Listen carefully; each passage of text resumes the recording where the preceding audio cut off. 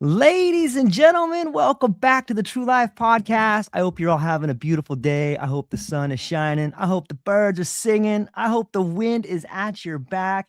It is an incredible pleasure of mine to have with me Dr. de Grey. So, ladies and gentlemen, strap in because we welcome the man who stared into the abyss, stroked the mythic beard, and gently informed death that its services were no longer needed.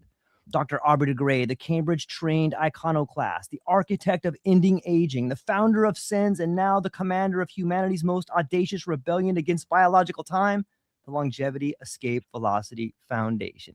Dr. de Grey, thank you so much for being here today. How are you? Well, thank you very much for having me on the show. I'm very well, thank you. I hope you are too. I'm doing very well, thank you very much. I I have not read all of your body of work. You've been doing a tremendous amount of work for a tremendous amount of time, and I just wanted to say first off, thank you for that. And maybe you could tell us a little bit about what's on your radar lately, like the SENS Institute or the Lev Institute. Maybe you could tell us a little bit about what's on your radar right now. Sure. First of all, we don't call it LEV, we call it Okay. LEV. Okay. Thank you. Well, I mean, the main thing that I've been doing all these years is propounding and promoting and developing a divide and conquer approach to keeping people healthy, however long ago they were born. And that means that I never have any one thing on my radar. I am always looking for where the weak links are, where the things are that need to be, to catch up, if you like, so that they can all be put together in due course.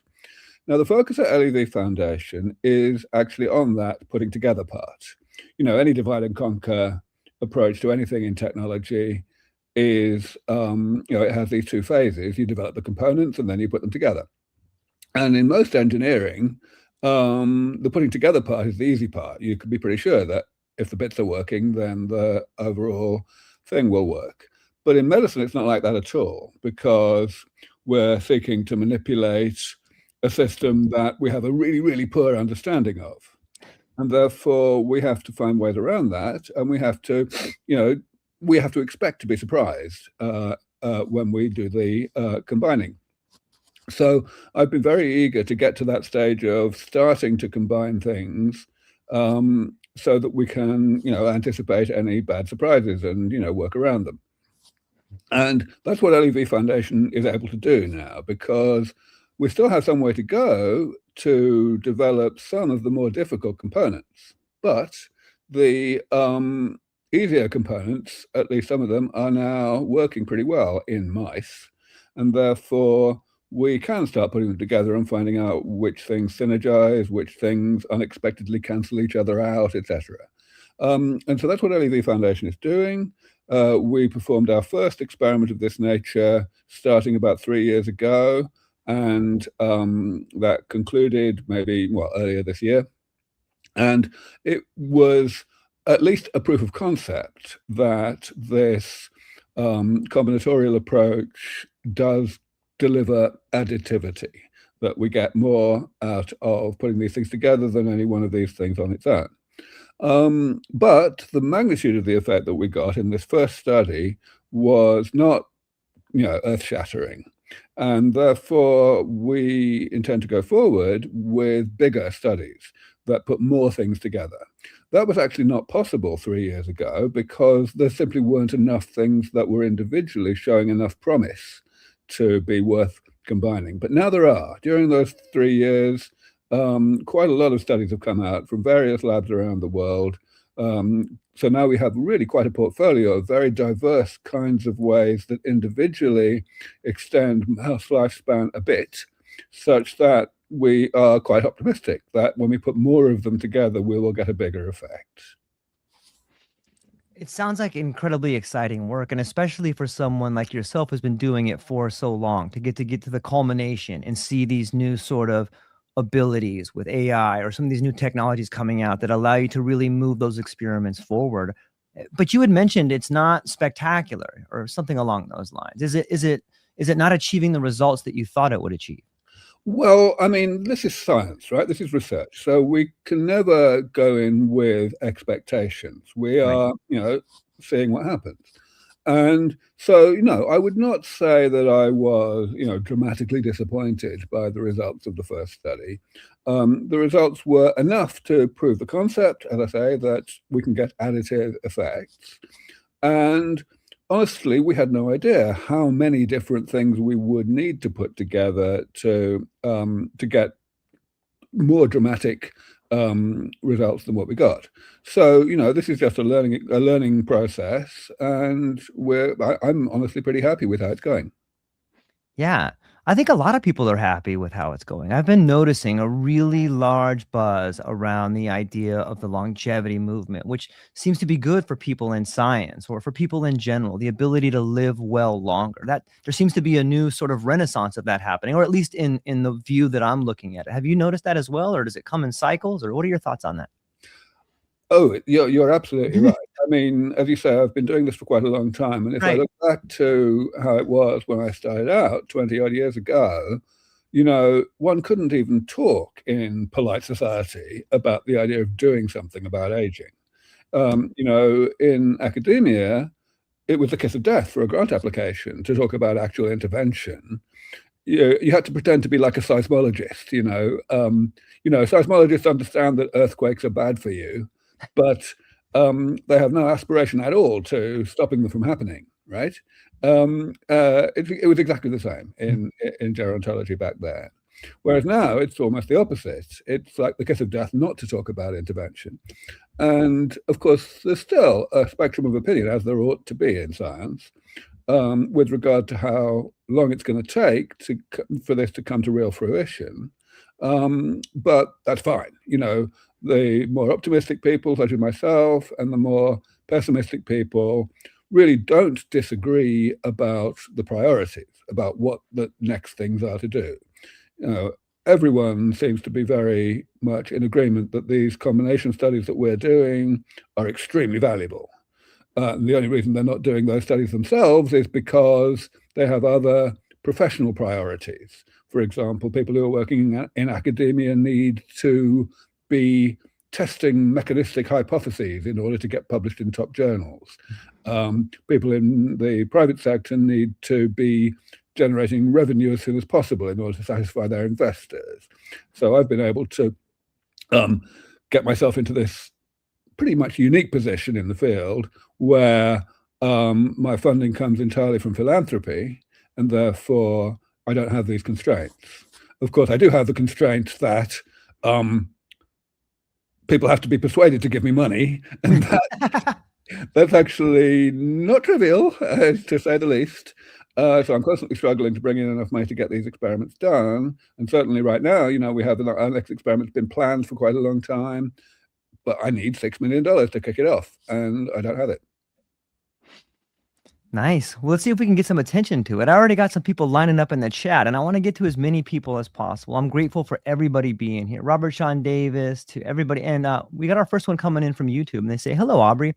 I'm a huge fan and have been following your work for a long time. I understand your prediction is a 50-50 change. We will reach LEV in the next 10 to 15 years. But what would you give to someone in their 30s? Okay, first of all, I think when he said change there, he meant chance, right? 50-50 chance. Yes. That's correct. That is what I say. What would I give to someone in their 30s today? I assume the question means. Well, honestly, when you're in your 30s today, your main priority is to maximize your probability of making the cut. And precisely because I can only say that there's a 50-50 chance, we don't know where the cut's going to be. We don't know who's going to make it and who's not. I would certainly say that there's at least a 5% chance that we won't get to LEV for another 100 years, right? So everyone's got to work to maximize their chances. And over and above simply living the way your mother told you to, and not smoking and not getting seriously overweight and having a reasonably varied diet, there's basically nothing that people can do. I mean, of course, I'm talking about most people. There will be some people who have drawn a particularly short straw here and there, and so there may be particular things that they can do to significantly improve their chances. But if I'm talking about the typical 30-year-old, then the only thing that you can do is behave the way your mother told you to, and get measured a lot. It's very important to know whether you do have any Achilles heel, any weak link, because certain things can be addressed with today's technology. But beyond all that, really the best thing to do is to do whatever you can to hasten the arrival of LEV. And how do you do that? Well, of course, if you're a wealthy person, you can financially support the work. If you're a journalist or you have a podcast, you can interview me, right? If you're, a scientist, you can go into the most impactful areas. If you're in politics, you can get involved in lobbying and so on. Anyone can do advocacy. Anyone can go and talk to their friends and their colleagues and their family, and generally raise the quality of people's understanding of this whole crusade. And it works. I have spent more of my time over the past 20 years doing advocacy and community building and so on than I have overseeing the science. And I think that is very much how I should have been spending my time, because the more people that are involved here, the more people are well informed and enthused, the faster it's going to happen. Yeah, it's really well said. Thank you for that. When I've been talking to a few people on my podcast about longevity, and one sort of wedge that comes up is this idea of the ethical and moral framework of it. And some of the people that I've been speaking with, and myself sometimes think, what about the idea of ideas ossifying? If someone gets to live for another 30 or 40 years in their life, doesn't that possibly mean that the gatekeepers, that the people that already have so much, or that this technology becomes a subscription form and not people can afford it? I'm sure you've heard multiple of these arguments throughout your career. Maybe you could speak to some of the ethical and moral issues that people bring up from time to time. Yeah, okay. So you're so right. I spend my entire life answering questions like that. Well, first of all, I like to, shall we say, partition the concerns that people have into ones that I would call bona fide philosophical or ethical objections, as opposed to sociological ones. Okay. So bona fide philosophical ones are things like death gives meaning to life. What do you say? What do you say to something like that? I think they're right. But the point is, how come? What's the evidence for this? What does it even mean? What does one mean by meaning? It's a completely vacuous statement. If one wants to base one's decisions in how to run one's life on the basis of vacuous statements, then I have no time for that. But the sociological ones are much more interesting. Things like, where would we put all the people, or wouldn't dictators live forever, or how will we pay the pensions, things like that. And of course, I have perfectly good answers to these questions.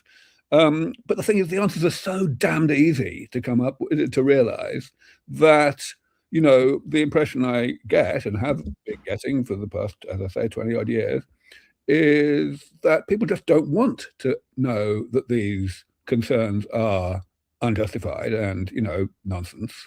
They want to believe that aging is some kind of blessing in disguise as a kind of psychological crutch to allow them to put aging out of their minds and get on with their miserably short lives without being preoccupied by this terrible thing that they know is going to happen to them in the future unless some miracle happens, right? So, let's just take the one that you just mentioned, cognitive ossification, societal ossification, right? Now, there's a two-word answer to that, which is term limits, okay? There are plenty of other answers. It's trivial if such a problem were perceived to be arising for elected representatives to impose term limits, or to impose other things like tax incentives to change jobs or whatever. One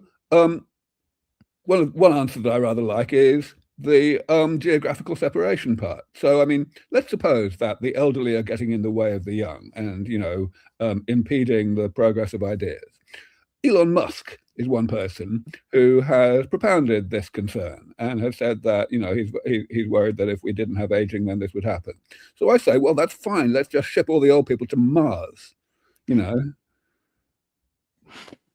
Man, I want to unpack a little bit of that there, and maybe shift it to a different lens. I believe, and this is just my opinion, maybe it is vacuous, but I really think the idea that you're going to die allows you to live more fully and be in the present moment. And maybe that's the lens I've seen it through. Like, I've seen my son die. My wife has had cancer. And this is the point that really gets to me. When my wife had cancer, I did some research on cancer, as much as a layman can do. And I realized that cells in the body decide they're no longer part of the whole and they want to live forever. And they take resources from the rest of the body. But ultimately, it's the host that dies. When a few small cells get together and realize that they take the resources of everything else to live forever, then that's the cancerous tumor. And I can't help but think on some level, in the people that I've spoken with, that it seems like some of the longevity movement, when I look at maybe like Brian Johnson, or I look at some of the people that are really trying to live forever, you know, Peter Thiel, where they take the plasma from youth and inject it into themselves. Like, this sounds to me like cancer on a global scale. Am I way too far out there, or what are your thoughts? Yeah, you're way too far out there. Okay, tell me why. All right. So first of all, saying that this sounds like cancer on a global scale is, you know, taking the concept of analogy to, you know, satirical proportion. So let's not have any of that. Okay. Fact is, yeah, you're quite right. Multicellular life only exists because evolution has generated very sophisticated mechanisms to make cells cooperate with each other as best as possible, right? And, you know, different cells do different things, and they, you know, form essentially a society of cells that's a multicellular organism. And absolutely, the only reason this works is because it's written in the DNA, and DNA suffers mutations, and mutations sometimes cause cells to escape from these societal rules, if you like. And absolutely, if we want to live a nice long time in a healthy state, then we have to augment the body's natural ability to stop that from happening. The body has a lot of ways to stop that from happening, or we would die of cancer at an extremely young age, and we wouldn't be here because we wouldn't have offspring, right? But those methods that the body already has are not 100% perfect. Sometimes cells manage to evade those mechanisms, and that's why we actually do get cancer. So we have to augment those mechanisms. And of course, there's plenty of work going on trying to do that. There are certain approaches to it that I favor, that I think are most plausible, and others that I think are less plausible. But the point is, yes, we've got to do it, as well as fixing all the other things. Yeah. Thank you for putting it in those terms.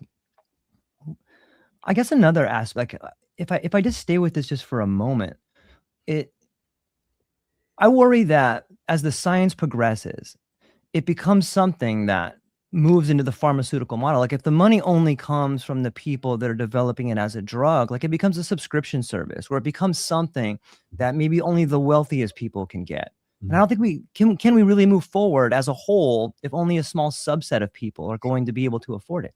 Yeah, okay. So there are three answers to that question. I'm going to give them in increasing order of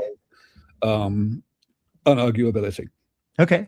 So the most arguable one is the humanitarian imperative. Fact is, aging causes a huge amount of suffering. You know, we just have a moral obligation to fix that as best we can.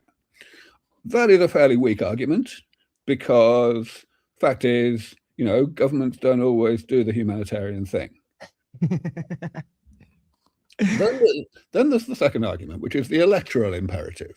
Supposing you've got an election coming up, and one party says, yeah, we're going to use taxpayers' money to make sure that everybody who's old enough to need these treatments actually gets them.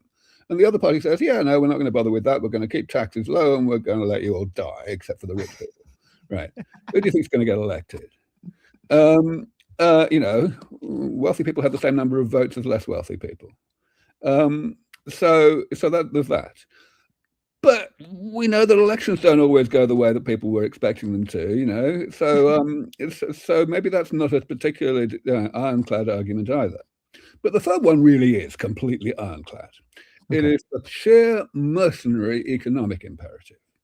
At the moment, when obviously we do not have treatments that stop people from getting sick when they get old,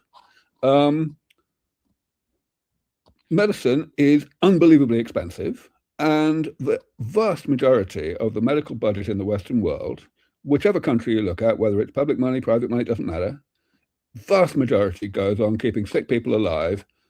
And the vast majority of sick people are sick because they were born a long time ago. So in other words, if we did have preventative medicine that stopped people from getting sick when they get old, then the amount of money that would be saved would be astronomical. Even in the early stages, when the treatments, these preventative treatments, were new and fairly expensive to administer, they would still pay for themselves masses of times over very quickly.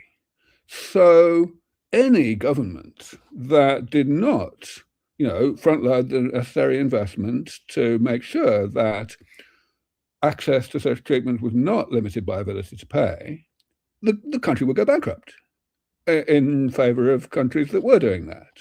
Now, of course, in order for that to work, the government has to twiddle various knobs, incorporate various, tax incentives, various subsidies or whatever to make sure that everybody benefits, whatever their vested interests are, that the private sector benefits, that the public benefits, and so on. But that's what governments do, so that's not hard. So there's no question, there's not the slightest chance that this will be available to wealthy people but nobody else for more than like 10 minutes. When you look at some of the studies you're doing at like the Lev Institute, like you have a really big study going on right now with middle-aged mice and keeping them, living longer. Can you tell me a little bit more about that study and some of the listeners? Sure, but let me remind you again, we call it Yes, please. We call it LEV. I apologize. LEV. Got it. Okay, so what are we doing? Well, so as I said, we have in existence now various treatments, not treatments developed by my institute, but by other people, that are reasonably effective, even when you initiate them in middle age, in allowing mice to stay healthy for longer and to live longer. 3 years ago, we selected 4 interventions. One of them doesn't really count because we know it's not going to work in humans, but it works well in mice, so we included it as what scientists often call a positive control. Okay. That's a drug called rapamycin. Mm-hmm. The other 3 were damage repair interventions, which is what I work on. These are the things that have the potential in combination to give a very substantial increase in lifespan, not only in mice, but also in humans. And so the 3 things we looked at, which have all been demonstrated to extend life in mice, were, number 1, a senolytic. That's a drug that gets rid of what are called zombie cells, cells that have kind of got into a toxic state, but the body is not getting rid of them. Then secondly, we introduced gene therapy to increase the expression of a gene called telomerase. And again, that's been shown to extend life in mice when you do it, even when you only do it in middle age. And the third thing we did was what's called heterochronic bone marrow transplant. So that basically means we take a lot of young mice and kill them, and then scrape out their bone marrow and purify the stem cells from the bone marrow, and then we inject those young stem cells into the older mice in such a way that they stick, that they engraft, as we say, and hang around and make young blood. So we did all these 3 things. And yes, it was reasonably effective. There were wrinkles. There's always unknown unknowns whenever you do any experiment. So, looking back, there are 1 or 2 things that we would have done differently, and we could probably have got somewhat better results. But one way or another, we did enough to demonstrate proof of concept, to demonstrate that these things can be additive. And that's why we're moving forward as soon as we can, as soon as I raise the money, to do a bigger experiment the first experiment with 1,000 mice, because you have to test not only mice that get the combination of treatments against mice that don't. You also have to test groups that get some but not all of the treatments. So again, we're going to do a much bigger study with 2,000 mice instead of 1,000, and with 8 interventions. And yeah, we're really because most of the interventions that we're going to include this time were only discovered to have benefits during the course of the previous experiment, over the past 3 years. So science is moving really fast here, and it's absolutely appalling, absolutely scandalous that it's so hard to raise money for an experiment like this, especially since the academic community has a strong consensus that these experiments are really valuable. Yeah, I wish it was easier to raise money for experiments that could benefit all of us. Well, it's very simple to understand why it isn't. Why? The fact is, the sources of money have certain incentives. If you're working in the private sector, then you're being paid by people who want money back, and anyone who wants to make money wants to make it tomorrow. So you are forced to work on the low-hanging fruit, on the stuff that has the shortest time frames, and of course on things that you own, whose intellectual property you own. That's a problem that we have, because we are, we're using things that have been developed by other people, and some of those things are not even patentable at all. And the ones that are the patents are owned by other people. So we're not going to be generating, not significant anyway, new intellectual property this way, and that means that investors are not interested. Similarly, if I was doing this in academia, the incentive structures are just completely different, because the whole way that you get published in top journals, which is how people get promoted and get their next grant application funded and so on, is by testing mechanistic hypotheses, and we're not doing that. So it's like we are not. Well, I've chosen to pursue this particular path of being funded only by philanthropy, simply because I have to, simply because there is no other way to do this vital work. Have you noticed a difference in messaging in raising money? Do you think it's the message that I'm currently seeing for people, and this may not be your message, but is that you can live forever? I think that sort of message seems to be off-putting to lots of people, and that might even be putting people off that could give money versus like, let's all live together longer. Is there a problem with messaging maybe? Oh, certainly, but it's not our messaging. It's totally. Fucking journalists.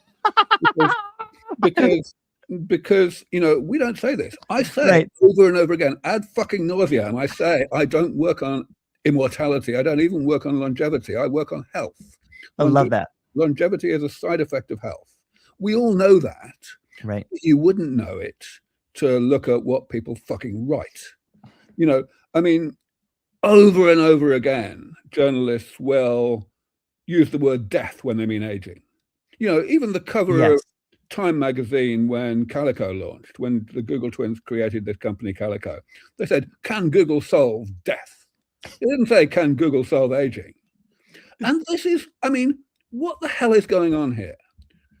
They don't do this because they're stupid. They do it because it sells units, it sells papers. So they have to ask, why does it sell papers? And of course, we come back to exactly what I was telling you earlier. People want to put aging out of their minds and pretend that it's some kind of blessing in disguise. And this helps them. If you conflate and confuse the difference between aging and death, then you allow people to say, well, obviously death is not technologically avoidable because there's a lot of ways to die, right? And therefore, by confused analogy, aging is also not technologically avoidable. Therefore, this is all kind of science fiction, and I don't really need to emotionally engage in it or, get involved. It's on purpose, but it's not our messaging. Right. We never say, Brian, in fairness, some people, Brian Johnson in particular does talk about death a good deal too much. He's great. I love Brian, I know him well, but and I definitely view him as a net positive, but there are some things I would do differently, put it like that. Brian Johnson, if you're listening, why don't you donate some money to Aubrey de Grey's LEV Institute over there and work as a partnership? Why don't you, Brian? I've asked you a few times.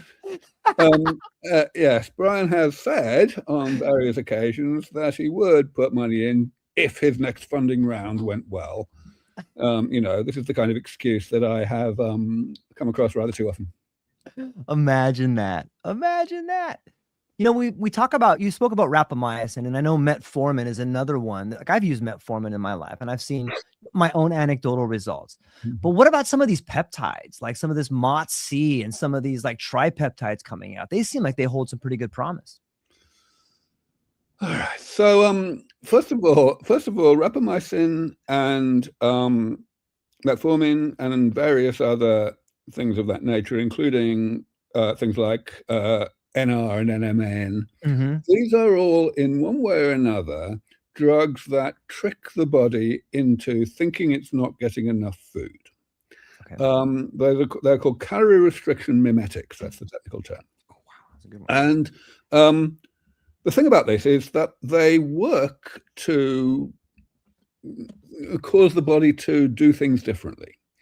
If you're in the wild and you're in a famine, there is no point in having offspring, because those offspring are going to die of starvation before they have their own offspring. So from an evolutionary perspective, it's a waste of time and energy.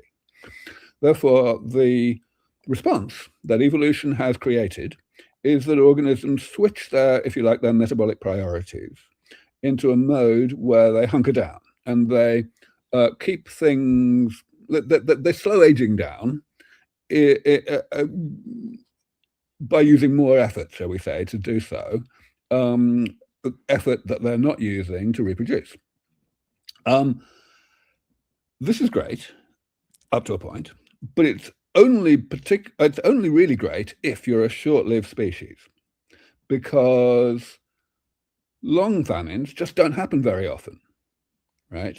And of course, the frequency with which something happens in the environment determines the level of selection, the level of pressure, if you like, to evolve and or maintain the genetic wherewithal to respond to that thing, right? So all organisms have the ability to respond in this kind of way to short famines, but not to long ones. And similarly, they have the ability to respond in the same way to drugs that, as I say, trick the body into thinking it's in a famine. These drugs work by different molecular mechanisms, but they all really amount to the same thing in the long run. So this means that, yes, you can take a nematode worm and make it live literally 5 or 10 times longer by tricks like that. You can take a mouse, you can't make it live 5 or 10 times longer. You can make it live maybe 1.5 times longer, which is not nothing, but it's not 5 or 10. And sure enough, you do it with dogs. It's been done. You can get like 10% increase in lifespan. People have done it with monkeys. You can get a couple of percent if you're lucky. You get the idea. Now, this is not to say that these drugs are useless. They probably do, well, they do definitely improve various aspects of health somewhat, but they are just not the Holy Grail. They are just not what we need to be focusing on if we want to bring aging under proper medical control. And that's a fine example of what I was talking about with regard to the private sector. There's a lot of money being thrown into these things that are not the Holy Grail. And, as I say, I don't object, but I do object to the fact that all the money is going into those kinds of things. Yeah, it's fascinating to me. I sometimes I run with a crew of biohackers, a bunch of these people that live and die in the CrossFit gym, and they're doing the cold plunges, and they're doing, the red light therapy. Sometimes I know so many of them are receptive to a lot of them are looking at the different peptides and stuff like that. And I wouldn't want to propose anything that's unethical, but are there some people or groups that you're aware of that may be using things that you have seen as interesting, like some of these biohacker communities using some of these peptides and stuff like that? Maybe you could speak to that. Okay, yeah, you mentioned peptides earlier. So let's first of all be clear that the term peptide covers a vast number of things. Anything that consists of a string of amino acids that's not very long is called a peptide. Okay. And naturally, different peptides have different properties and different effects. Now, it is by no means clear that any peptide has big effects, but I wouldn't completely bet against it. So biohacking is quite important. Now, biohacking has been going on a long time, but it's getting more useful.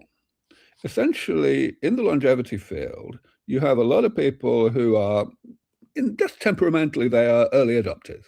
And they want to do what they can with things that they think are promising. Now, it may be that other people don't think those things are promising, and it may certainly be that the FDA doesn't think they're promising enough. But that's, the FDA is very slow. Now, that's not the FDA's fault. The FDA is just implementing the law. So it's really the government's fault, except that it's not their fault either, because the government is well known to have exactly one priority, namely to get re-elected. And therefore it's the public's fault. And it really is the public's fault. The fact is, the general public, by and large, are excessively, just pathologically risk averse. And therefore, anything that has the faintest risk of doing harm is not going to get through, even if it has a much higher probability of doing good. It's just like people are not very good at uncertainty. Yes. Bad news makes much more headlines than good news. So yes, biohacking is a thing, and it's getting better because of basically the internet. The fact that it's so much easier for individual biohackers to communicate with each other and to communicate with experts. So now what we are increasingly seeing is people not only doing, what springs to mind, but also doing it in a manner that provides actual information. Just gathering baseline data, having a blood test, at Quest or whatever, before you start whatever thing you're thinking of doing, so that you know what state you were in at the beginning, and you can compare it with what state you're in after a while.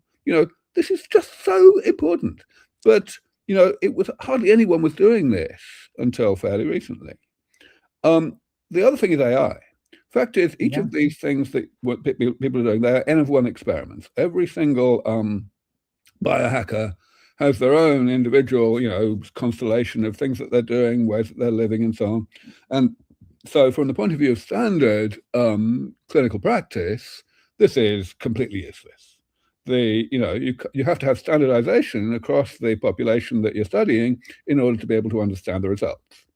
But with AI, that's no longer nearly so true, because basically AI is really good at discerning subtle patterns in large data sets that humans would just not even be able to detect, and extracting actual insights from this.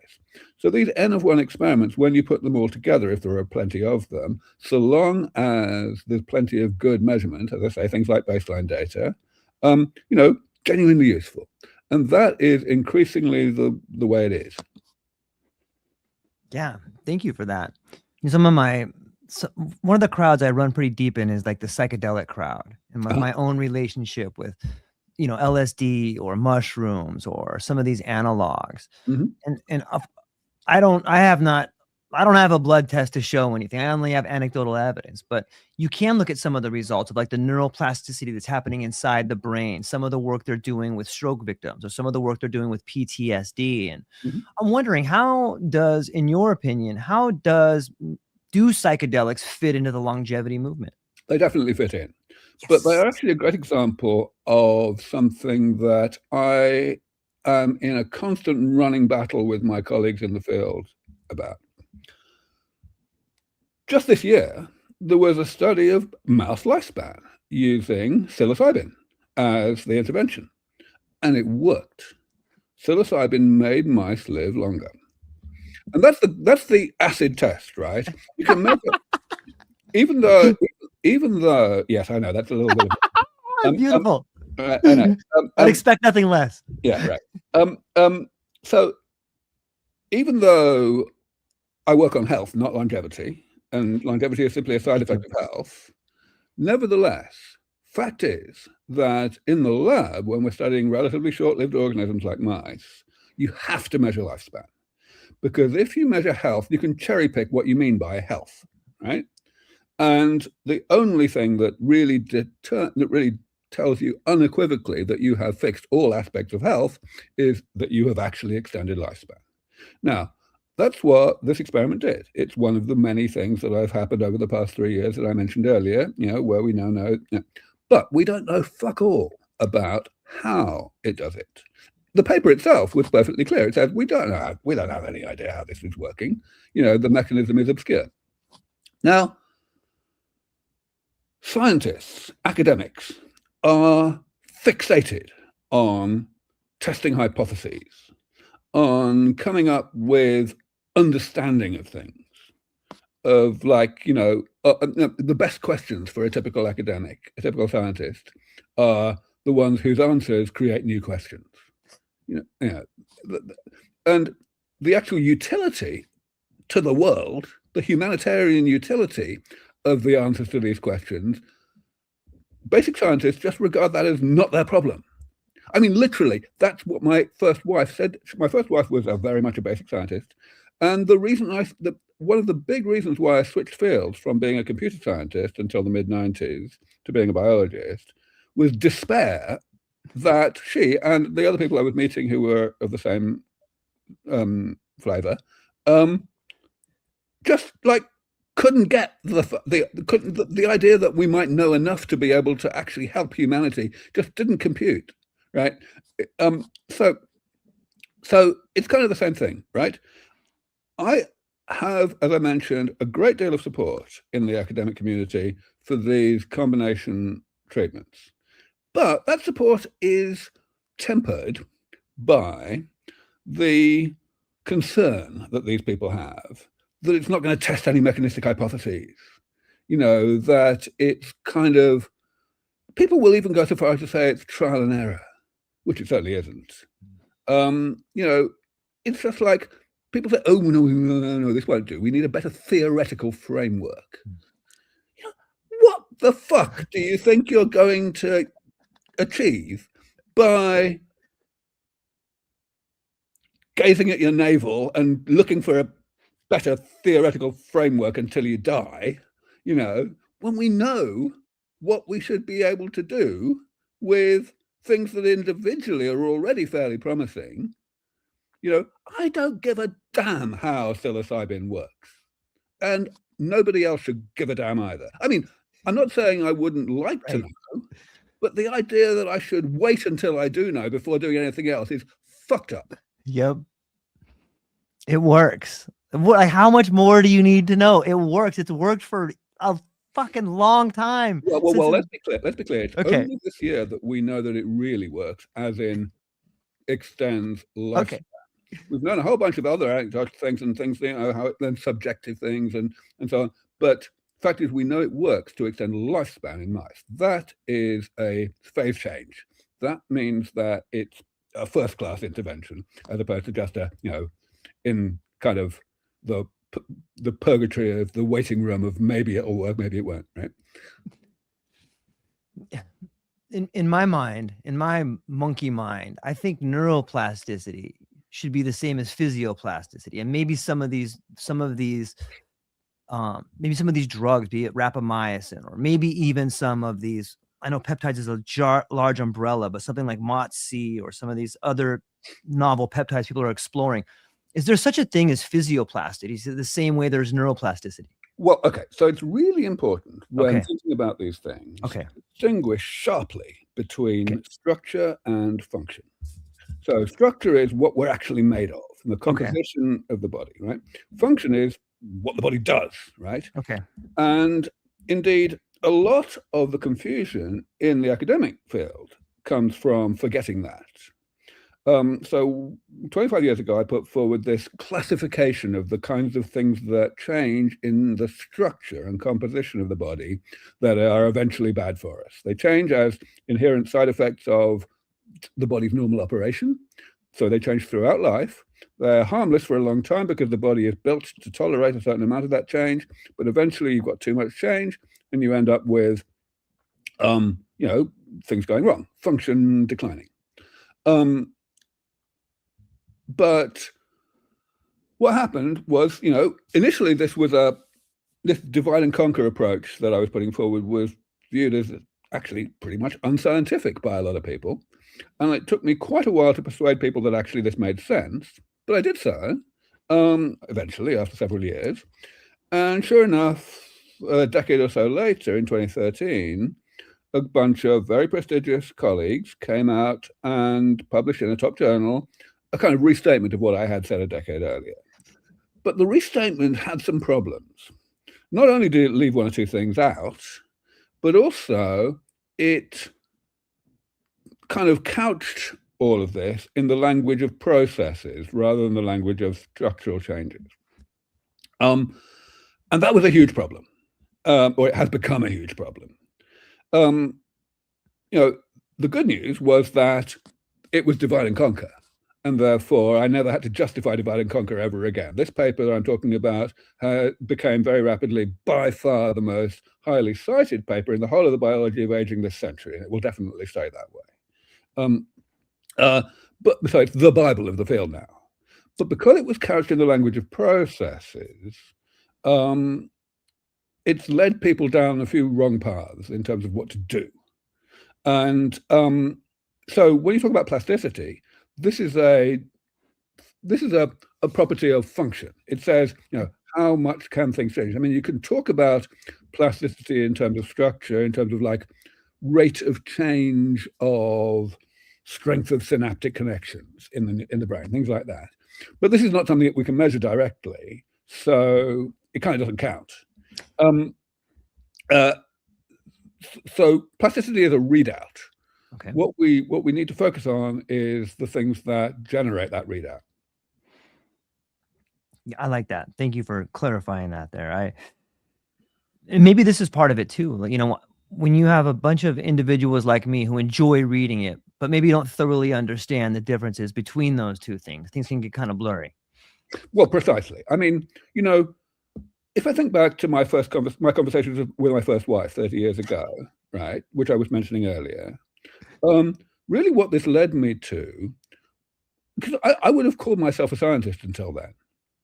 And then I realized I shouldn't be calling myself a scientist. I should be calling myself a technologist, because that's the difference, right? Scientists seek to understand things, understand nature for the sake of understanding nature. Technologists seek to understand nature enough to be able to manipulate nature in the interest of humanity. And I'm definitely that second thing. I got some people chiming in over chat that would love to get your attention. My first one comes from Robert Sean Davis. Thank you. Everybody check out Robert Sean Davis, an incredible individual. He says, what do you find are the most exciting emerging fields for longevity advancement? Right. So I kind of answered that already. I deliberately don't have an answer to that question because I believe that the way in which we're going to make progress is by divide and conquer. It's all about making sure that the things that are least exciting in terms of the results that they have so far shown are getting the most attention so that they catch up. Well said. Next coming up, my friend Mark Young at the Lewis Foundation. He says what this conversation really highlights is the hemostasis isn't just clotting, it's the body's entire stability architecture. From a Lewis Foundation perspective, aging is the gradual collapse of fluid coherence, voltage regulation, fascia tensioning, and cellular communication. Lewis isn't trying to stop homeostasis, we're restoring it. When stability returns across these systems, regeneration becomes possible again. Coherence is the medicine. Great discussion. Thank you for being here. Any thoughts on that? Well, I mean, it's kind of true, but it's incomplete. I mean, essentially, what I would condense that into, and I say condense because I would say it in fewer words, but I would cover more ground with those words, right? Is that we have to restore the structure and composition of the body at every level, whether it's the blood, whether it's the interstitium, whatever it is. And by restoring the structure, we will restore the function and increase the longevity, the healthy longevity and the total longevity. And we'll do so simply because the body is a machine. When I say the body is a machine, all I mean is that its function is determined by its structure. Clearly, it's a really, really complicated machine. Clearly, it has a whole bunch of inbuilt self-repair mechanisms that work automatically. And the only reason we age is because those self-repair mechanisms are not 100% comprehensive. There are gaps, and our job as medical researchers is to fill those gaps. There's another point that comes to mind for me. Just the sheer cost of a clinical trial is incredible. But I've noticed James Fadiman came out with sort of like this citizen science protocol. Is there room for some citizen science in some of the research you're doing? Or do you see a way to maybe move past the extreme expense of clinical trials and maybe put it out to people to maybe surveys, or maybe some way to put it out to citizen scientists? So, well, I mean, that largely comes back to what you were talking about earlier with regard to biohacking. Right, exactly. That kind of is citizen science. And so, yes, absolutely, we can get a lot of information, especially because of better education and communication between biohackers. Yeah. And also because of AI. We can get much more information from citizen science than we used to be able to. So that's great. However, if we ask about the expense of clinical trials, we must remember a few things. The big one is that clinical trials are expensive mostly because of the system, right? Okay. Yeah. Big pharma like clinical trials to be expensive because it shuts out newcomers. Yeah. In the market. Now, that shouldn't be allowed, but governments do allow it. Governments are hidebound by, the more questionable features of capitalism sometimes. That's just how it is. It shouldn't be that way.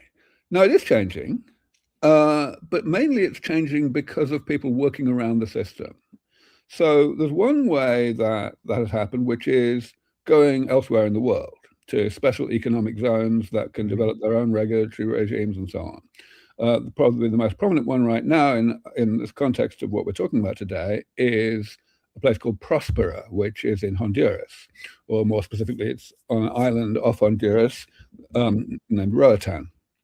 And it's doing some very cool stuff, but it's very small. It's growing, but it's got a long way to go. And of course, you have to get there. So it's really only for medical tourists, right? The only real general benefit that comes from places like that is FOMO. It's that, you get success, you get people going there and reporting that they're getting better, that they're getting positive benefits from things that they couldn't get at home. And eventually this feeds back into established jurisdictions and changes, regulatory regimes. But that takes forever. So, so that's not good. The other thing that I should probably point out is what's happening within the US. So, say what you like about the medical system in the US. I mean, it is unequivocally a clusterfuck of massive proportions. It's just massively inefficient, largely because of the absurd American addiction to litigation.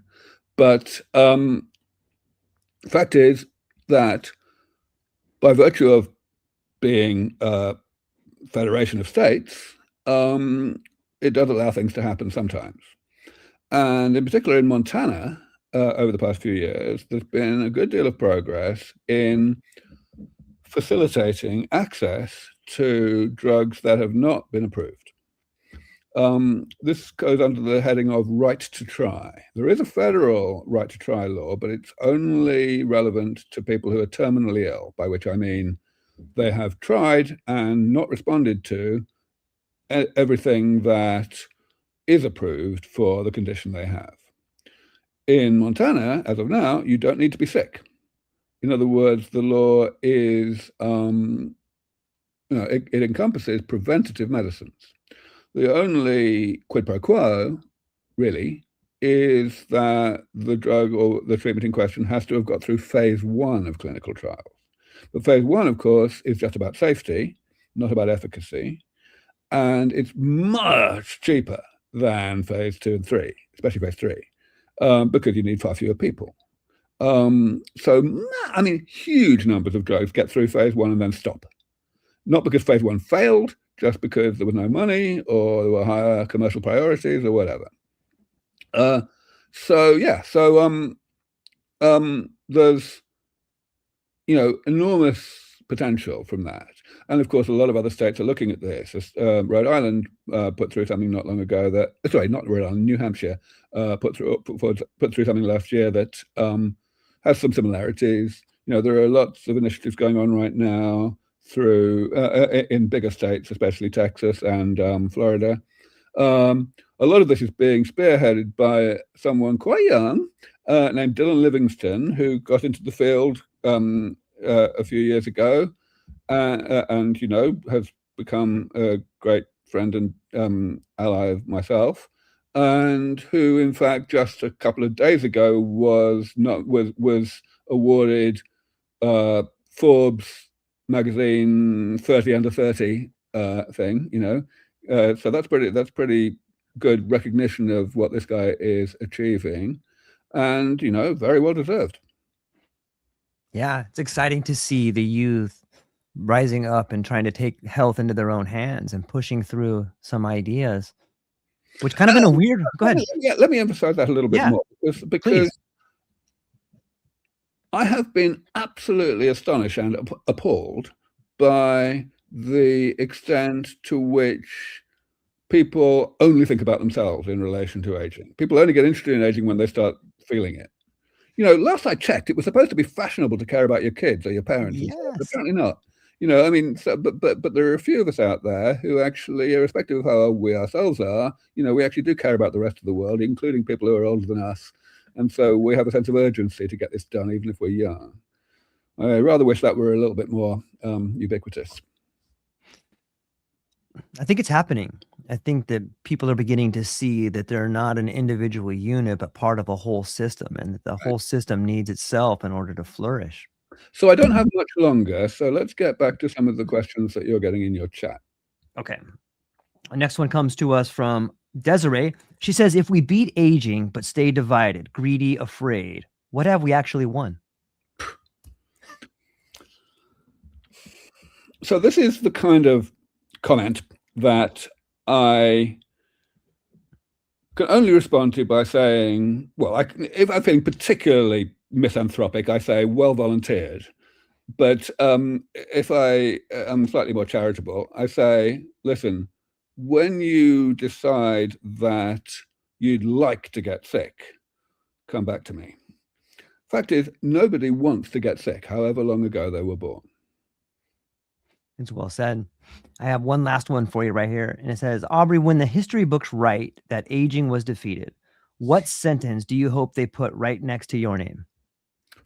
I never think about that. As far as I'm concerned, I don't want a legacy, because legacies are for people who are dead, right?